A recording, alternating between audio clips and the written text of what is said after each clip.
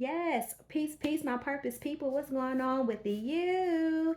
So, listen, I am Zavi D. Morgan. I am a holistic life and business coach and business owner, y'all. And so, what I'm about to talk about in this video is directly for my women of power and women of confidence in the workplace, okay? And even if it's not necessarily a workplace, just women in a position to, you know, operate in a world where men are typically in leadership. Okay, I know we have been in this transition where God has really been elevating the women in power, women in leadership, women of confidence to really pioneer in certain aspects of life and career, right? um, but that comes with a little bit of conflict here and there when we're talking about a specific type of man. So this has been on my spirit for the past few weeks, and I avoided the conversation being out of disobedience. I mean, I avoided the conversation because I did not want to come into conflict, right? But it's been on me, and definitely been pushed my way, and so I just wanted to come here and spend a few moments, right, talking to my women here and also my men, but for my women in particular. If you have been a victim of misogynistic attitude in the workplace or in your industry or what have you, I want to let you know that you are not alone in that, and especially in the workplace. One of your one of your opportunities to rectify the situation and to make sure that you have someone on your side, is to really explore the connection between you and the Equal Employment Opportunity Commission.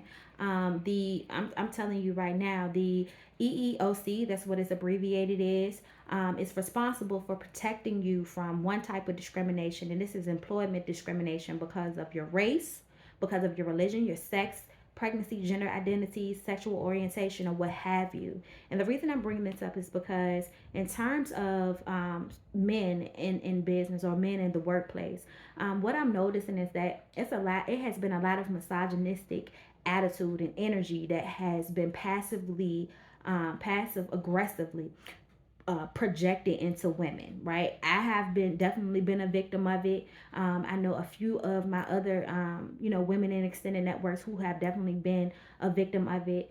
And but one thing for sure, I want to understand. I want to help you understand rather where this misogynistic energy comes from. So misogyny is a dislike of, contempt for, or ingrained prejudice against women. To understand misogyny, we have to explore the first relationship a man has ever had with a woman, which is his mother, or whatever woman it was in his life to assist with his upbringing and his childhood. A lot of men, you know young men and old men, have not dealt with the childhood trauma, the childhood abuse, the childhood abandonment, neglect that they have suffered from women whom they trusted in their childhood, right? And so what happens is that when you don't um, face those challenges or release that trauma in a healthy manner, what happens is that you grow up with it and you start to project that energy onto women in power, women of leadership, women who are confident about who they are. It does something to a man. It triggers them in a particular type of way, especially if they feel like they cannot manipulate you, right, in a way where they know without a shadow of a doubt that you're on their side, and whatever that may mean to them. It may trigger the spirit of abandonment or distrust that they had to endure in their childhood. And from that, they in turn respond to you or project this misogynistic energy onto you.